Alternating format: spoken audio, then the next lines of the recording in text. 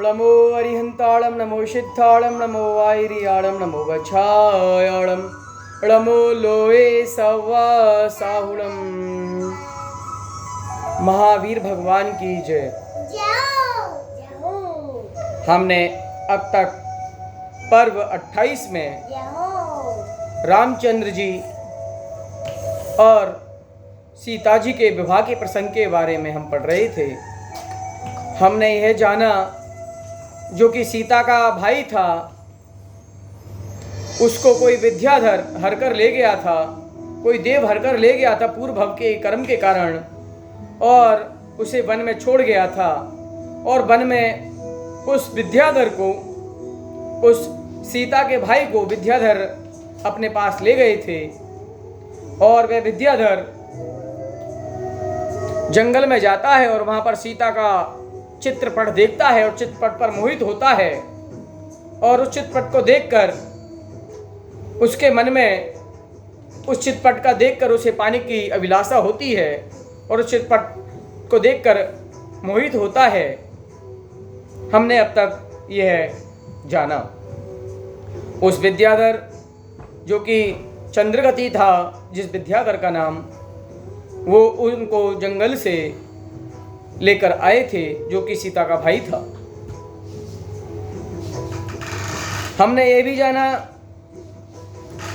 जो सीता के पिता जनक थे वो भूमि गोचर थे, और वहीं पर उनके जो भाई था जिसको बचपन में एक देव हरकर ले गया था और जंगल में छोड़ दिया था, वहाँ पर जो कामदेव थे चंद्रगति, उनका वो पुत्र कहलाया। उन्होंने उसकी गोद ले लिया था, उसकी पालन पोषण किया था।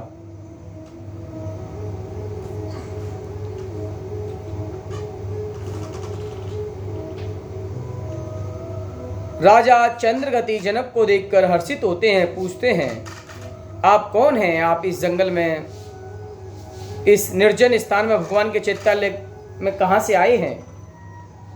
आप नागेंद्र हैं, आप विद्याधरों के अधिपति हैं, आपका क्या नाम है? तो राजा चंद्रगति जो कि विद्याधर हैं वो जनक को कहते हैं मैं मिथिला नगरी से आया हूँ। राजा जनक कहते हैं मेरा नाम जनक है, मायावी अश्व मुझे लेकर आया है। तब दोनों राजाओं प्रेम से पूछे, एक दूसरे का हाल पूछा, और चंद्रगति जनक से कहने लगे हे महाराज, मैं बड़ा पुण्यवान हूँ, मुझे मिथिला नगरी के अधिपति का दर्शन हुआ है। आपकी जो बेटी है राजकुमारी सीता, वह बड़े लक्षणों से मंडित है, मैंने बहुत लोगों के मुख से सुना है। देखिए विडंबना, वह भाई है जो भामंडल है, लेकिन उसे अपनी बहन के प्रति मोह आभास होने लगा। वो कहता है राजा जनक से, चंद्रगति, कि मेरा जो पुत्र भामंडल है उसका आप सीता से विवाह कराएं। हे विद्याधरों के अधिपति, आपने जो कहा वह सब योग है, लेकिन जनक कहते हैं कि मैंने अपनी पुत्री का विवाह, जो कि राजा दशरथ हैं, मेरे मित्र हैं, उनका बड़ा पुत्र रामचंद्र है, मैंने उनको अपने वचन दे दिए हैं और मैं अपनी पुत्री का विवाह उनको देने के लिए वचन दे चुका हूँ। तब विद्याधर को के राजा चंद्रगति जो कि भामंडल के पिता हैं, उन्होंने कहा क्यों? तब जनक ने कहा आपको सुनने का कौतुक है तो सुनो।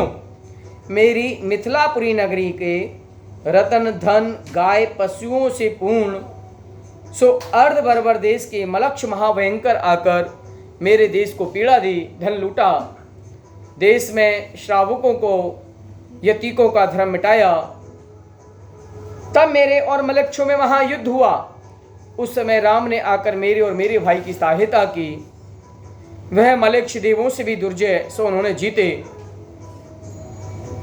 और राम के छोटे भाई लक्ष्मण इंद्र समान पराक्रम के धारी, बड़े भाई के सदा आज्ञाकारी, महाविनयवान, वे दोनों भाई आकर मलक्ष की सेना को भी नहीं जीते तो संपूर्ण पृथ्वी मलक्ष में हो जाती। वे मलक्ष महाअवेवी की शुभ क्रियाओं से रहित प्राणियों को दुख देने वाले महाभयंकर विष समान दारुण उत्पात का स्वरूप ही है। सो राम महाशला का पुरुष उनके प्रसाद से भागकर चले गए। पृथ्वी का अमंगल मिट गया। राजा दशरथ के पुत्र महादयालु, लोगों के हितकारी, ऐसे पुत्रों को पाकर राजा दशरथ सुख से इंद्रों के समान राज करते हैं। दशरथ के राज्य में महासंपदावान लोग सुखी हैं। दशरथ महासूरवीर हैं। उनके राज में पवन भी किसी का कुछ हरण नहीं कर सकती है। और कौन क्या कर सकता है। राम लक्ष्मण ने मेरा ऐसा उपकार किया, तब मुझे ऐसा चिंता हुई। रात दिन मुझे नींद नहीं आती है। जिसने मेरे प्राण बचाने मेरी प्रजा की रक्षा की, उस राम के समान मेरा दूसरा कौन है। मैंने उनकी कुछ भी सेवा नहीं की, पर मेरा उनका बड़ा उपकार किया। तब मैंने विचारा कि जो अपना उपकार करे उसकी सेवा कुछ नहीं, तो मेरा जीना क्या है। कृतज्ञ का जीवन तृण समान है। तब मैंने अपनी पुत्री सीता यौवन पूर्ण देख श्री रामचंद्र, जो कि जनक अपने वचन दे चुका है उनके पिता को, जिनका नाम दशरथ है, ऐसा मैंने विचार कर लिया है। जैसे ही मैंने अपना वचन दिया और मेरी चिंता दूर हो गई, मैं अपनी पुत्री के विवाह के लिए चिंता रूपी समुद्र में डूबा था। सो पुत्री नाव रूप हुई, इसलिए मैं चिंता रूपी समुद्र से निकाल। राम महातेजस्वी हैं। ये वचन जनक ने सुने। चंद्रगति के निकट में रहने वाले सभी विद्याधर उदास होकर बैठ गए। कहने लगे, हे राजन, तुम्हारी बुद्धि शोभायमान नहीं। तुम भूमि गोचरी अपंडित हो। कहाँ वीरंग मलेच्छ और कहाँ उनको जीतने की बड़ाई। इसमें क्या राम का पराक्रम देखा। जितनी इतनी प्रशंसा मलेच्छों की जीतने से कही, राम की इतनी स्तुति की, इसमें उल्टी निंदा है। अहो, तुम्हारी बात सुनकर हंसी आती है। जैसे बालक को विषफल भी अमृत लगता है और दरिद्र को बेर भी अच्छे लगते हैं। अब तुम भूमि गच्चरों को खोटा संबंध छोड़कर विद्याधरों का इंद्र राजा चंद्रगति, इनसे आप अपने बेटी का इनके पुत्र से विवाह करें। कहाँ देव समान संपदा के धारी विद्याधर, कहाँ वे रंक समान भूमि गोचरी अथवा अति दुखी। तब जनक बोले, क्षीर सागर अत्यंत बड़ा है, परंतु प्यास नहीं बुझाता, और बावरी थोड़ी सी है, लेकिन मीठे जल से भरी है, वह प्यास बुझा देती है। अंधकार अत्यंत फैला हुआ है, उसमें क्या दीपक छोटा हो, परंतु पृथ्वी पर प्रकाश कर पदार्थ को दिखाता है। अनेक मदोन्मत्त हाथी जो पराक्रम नहीं कर सकते, वह अकेला सिंह का बालक कर सकता है। तब ऐसा जब राजा जनक ने कहा, तो विद्याधर क्रोधित हो गए और उनके निंदा करने लगे और कहने लगे, हे जनक, वह भूमि गोचरी विद्या के प्रभाव से रहित, हमेशा दुखी, शूरवीरता रहित, तुम क्या उनकी स्तुति करते हो। पशुओं में और उनमें क्या भेद है, तुम्हारे में विवेक नहीं, इसलिए उनकी कीर्ति करते हो। तब जनक ने कहा, हाय हाय, ये बड़ा कष्ट है जो मैंने पाप के उदय से बड़े पुरुषों की निंदा सुनी। 3 लोक में विख्यात भगवान ऋषभदेव, इंद्रादि न देवों ने पूज, ये भी इक्ष्वाकु वंश में हुए, लोक में पवित्र, यह क्या आपके सुनने में नहीं आया। 3 लोक में पूज तीर्थंकर देव, चक्रवर्ती, बलभद्र, नारायण, ये भी भूमि गोचरी हैं, ये भी इक्ष्वाकु वंश में पैदा हुए हैं। वो भी रामचंद्र जी भी, हम भी, जो कि हम जनक हैं, हम भी ऋषभ देव के कुल के वंशज हैं। उनने आपने ऐसी निंदा क्यों करते हो। अहो विद्याधर, आपको पता नहीं, पंच कल्याण की प्राप्तियां भी हमारे वंश के लोगों में अर्थात भूमि गोचरों के ही होती है। विद्याधरों में किसी को आपने देखी। इक्ष्वाकु वंश में बड़े बड़े राजा हुए हैं, बड़े बड़े बलभद्र हुए हैं, पूरी पृथ्वी का राज किया है, चक्र रत्नों का महाविभूति के धारी है, इंद्र भी उनको नमस्कार करते हैं। ऐसे गुणों के सागर कृत्यकृत ऋषभदेव के वंश बड़े पृथ्वी गति हुए। उन्हीं के वंश राजा अरण बड़े पराक्रमी, उनकी रानी सुमंगला, उनके पुत्र दशरथ क्षत्रिय धर्म में तत्पर, लोगों की रक्षा के लिए अपने प्राण त्याग करते हुए नहीं थड़ते। उनकी 4 पटरानियां केकई, सुभद्रा, कौशल्या 3 पटरानियां,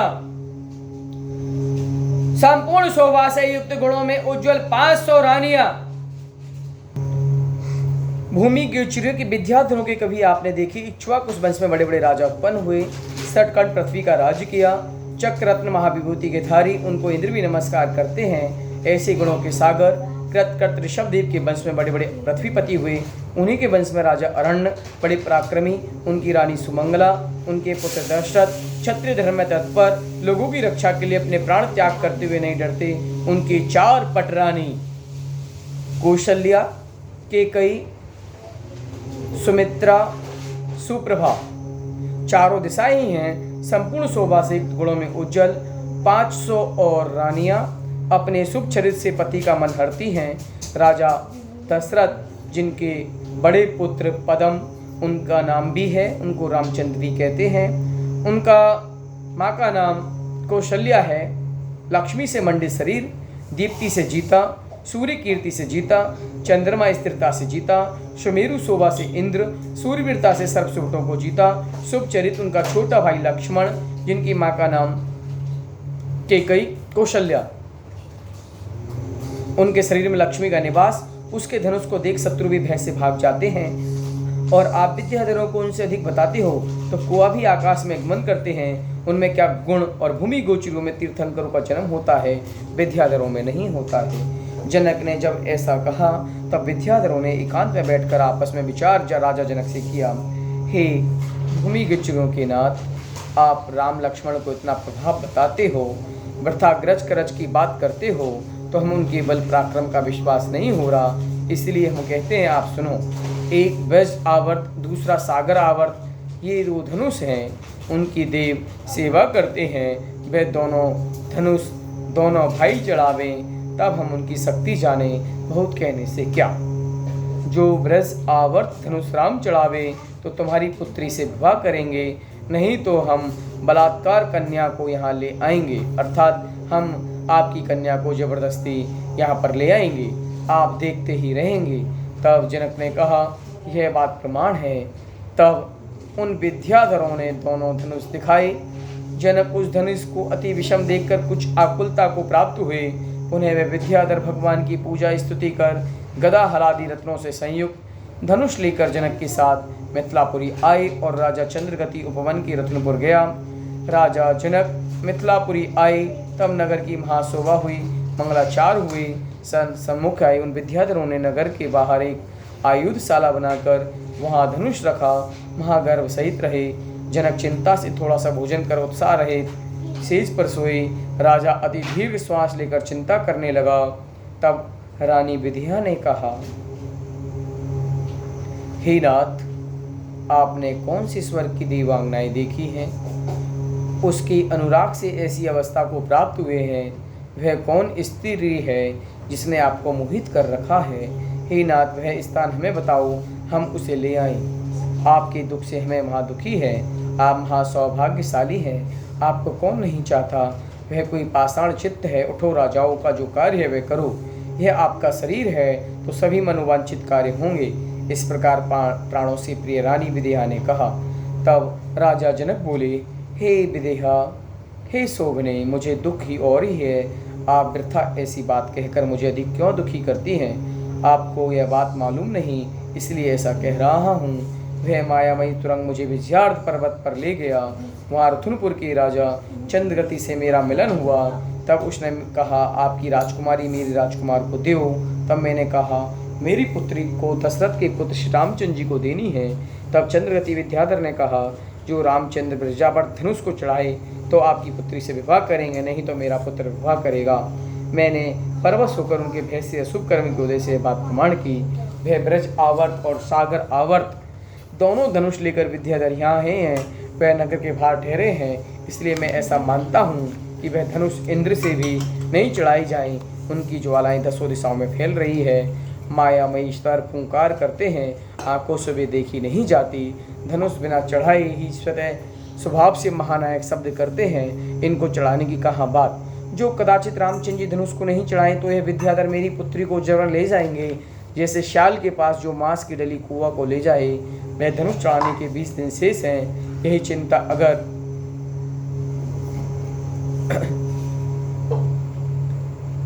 काम नहीं तो बना तो कन्या को ले जाएंगे, फिर देखना ही दुर्लभ है। ही श्रेणी, जब राजा जनक ने इस प्रकार कहा तो रानी विदेहा की आंख में आंसू आ गए।